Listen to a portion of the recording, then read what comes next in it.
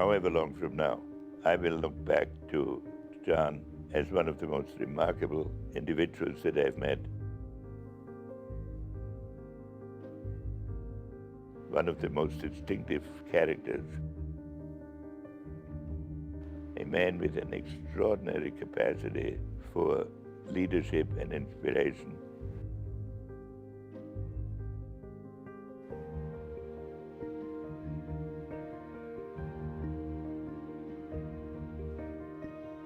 I met the Mr. John Chambers in 1994 when I joined the Cisco board.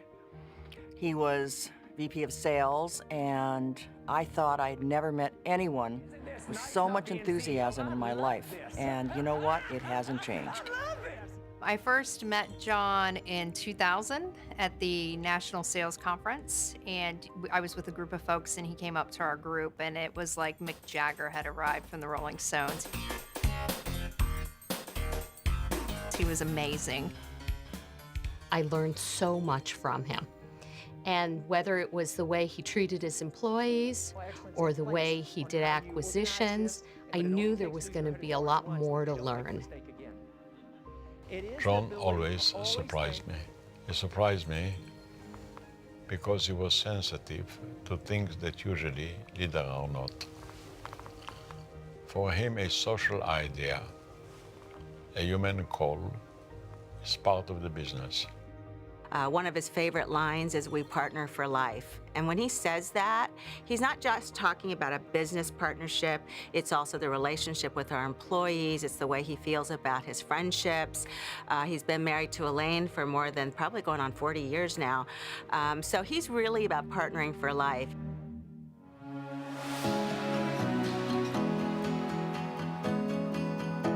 I especially admired John for not just being a great corporate leader, but being a corporate giver. And by insisting that Cisco focus its attention on the rest of the world. Your dedication to using Cisco's technology to solving problems and engaging on a wide range of important issues has been highly effective and deeply inspiring. I am very grateful for the work that we have done together, and I'll always be proud to have presented you with the Clinton Global Citizenship Award, the very first one. He always leads from the front. He's always setting the pace and the example for our responsibility to give back in the community and the world.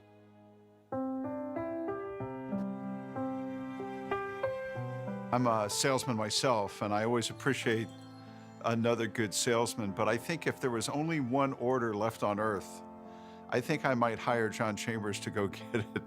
He just had that ability, that passion to do things. John is eternally optimistic. He sees a way to the answer.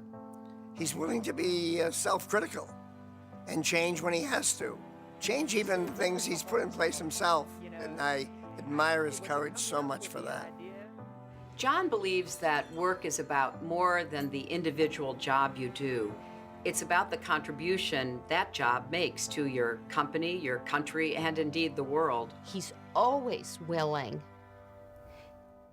to bring a new idea from wherever the source is. And he empowers his employees and his teams to make the best possible decision. Not all risks pay off. Sometimes they don't work out.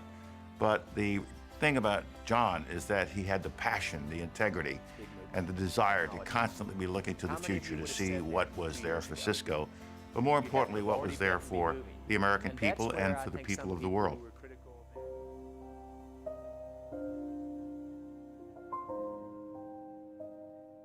John's leadership style is one of compassion and caring. I have never seen anyone care about 70,000 plus employees the way that John does.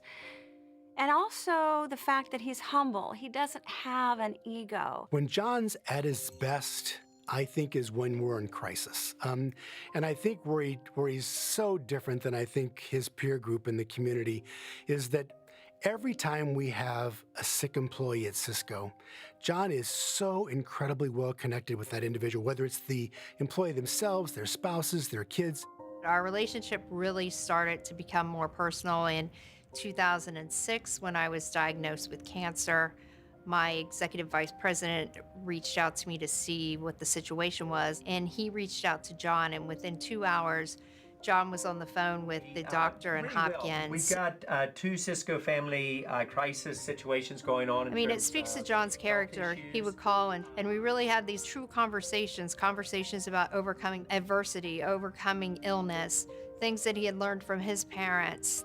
And then in 2010, when my dad was diagnosed with pancreatic cancer, John had also got my parents' phone number.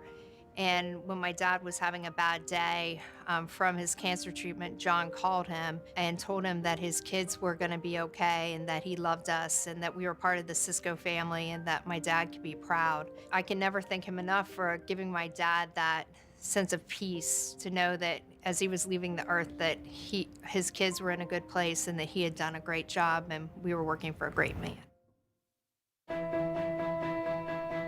You know, John has really let his competitive spirit push himself, which indeed has pushed Cisco, which has made us a leader in the industry. So it's set a tone for the tech community that speed and aggressiveness is the only way you win. And I think that is really due up to a very large part to John's nature.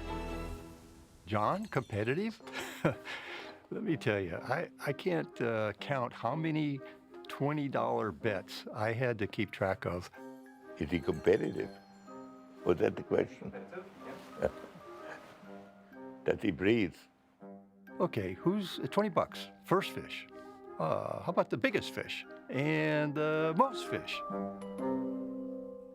So one of the things that he loves to do is say, there's 6 elevators here, which one do you think will come first when we press the button? So this is the level that he loves to compete. My favorite gambling story with John is playing liar's poker with him.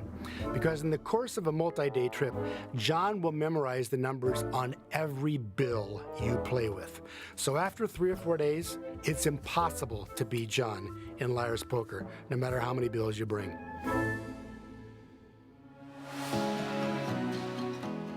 The company was $1.2 billion in revenue. 20 years later, here we are, almost $50 billion.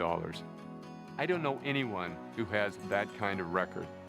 It truly is extraordinary and puts you in the Hall of Fame.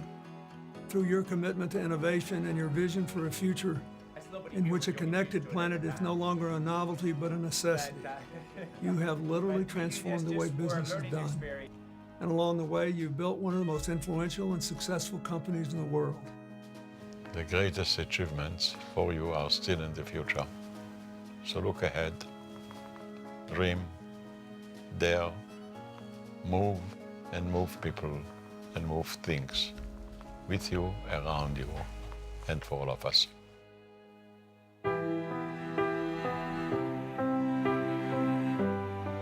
First of all, you know I love you, buddy. And I think what I'd like to ask is that you give yourself permission. Give yourself permission to enjoy this life. I can see him going in a lot of different directions, but I hope one of them is to step back and have a little more time for fun.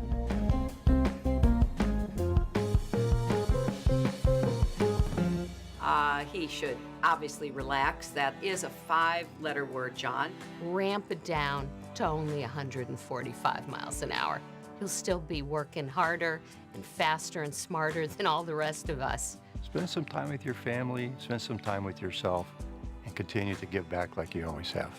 If John could use his skills and his experience and his teaching ability to really help the next generation of high-tech CEOs, they would be the beneficiary, and I would say the world would be the beneficiary. He will discover issues that need solution. And he will put his trademark of intensity, creativity, and leadership and ability to inspire people behind that. If I had to choose one word to describe John Chambers, I would choose the word honest. He's a statesman. He's a mentor. One word to describe John. Well, it's actually 2 words. Problem solver. Come on, you're asking me what's one word that applies to John? There are many, many words. Tremendous leader, unbelievable visionary. But most importantly, he's a great person and a great friend. Thanks, John.